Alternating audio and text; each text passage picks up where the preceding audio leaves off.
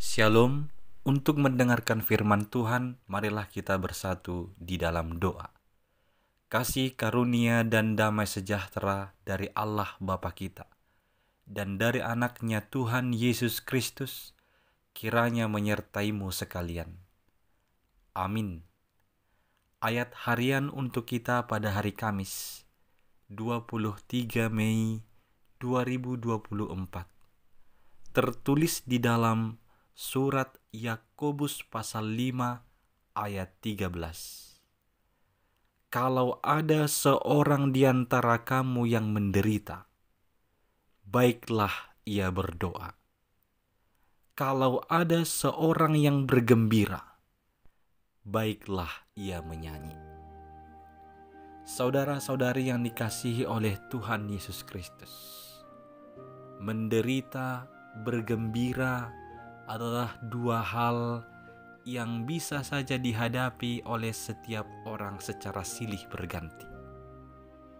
Namun sebagai seorang yang percaya, kita dinasihati ketika kita menderita atau di saat kita bergembira, kita tetap ada di dalam Tuhan. Itu sebabnya Yakobus mengatakan ketika ada di antaramu menderita, baiklah ia berdoa. Artinya menyerahkan seluruh penderitaannya kepada Tuhan, bergantung hanya kepada Tuhan, dan meminta pertolongan hanya dari Tuhan supaya dia tetap tahan dalam penderitaan, tidak jatuh ke dalam dosa.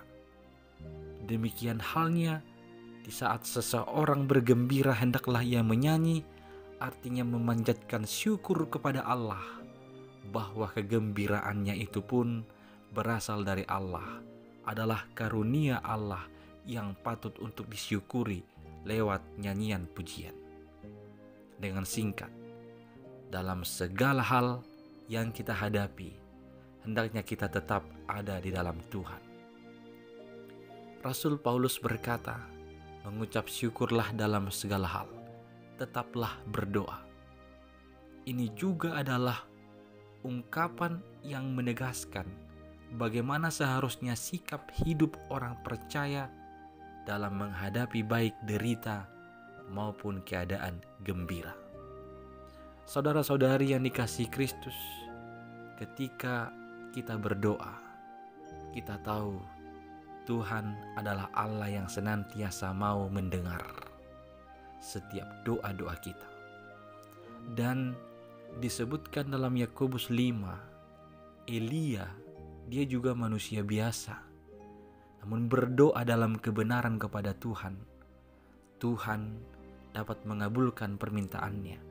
3 hari tidak ada hujan.